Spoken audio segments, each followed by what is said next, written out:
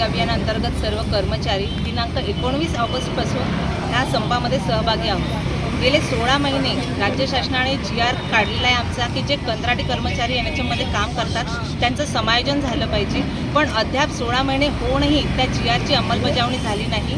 तसेच आमच्या इतर ज्या मागण्या आहेत, समान काम समान वेतन, EPF मिळावं, आमचे जे लॉयल्टी बोनस आहेत ते आहेत, अशा आमच्या सगळ्या 18 मागण्यांसाठी आम्ही इथे संपात बसलो आहे। आज 16वा दिवस आहे, पण तरी कोणतीही सकारात्मक भूमिका शासनाने आमच्याकडून घेतली नाही।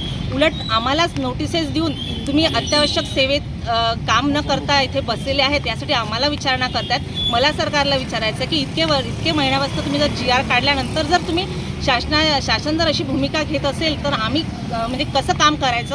आम्हाला कंत्राटी हा जो धब्बा लागलेला आहे, म्हणजे जेव्हा तुम्ही काम करता तेव्हा कंत्राटी आणि जेव्हा तुम्ही काम करत नाही तेव्हा आम्हाला अशा नोटिसेस पाठवतात की जसं की आम्ही सरकारी कर्मचारी आहोत अशा कायद्याची त्यात भाषा टाकून आम्हाला नोटिसेस पाठवत आहेत।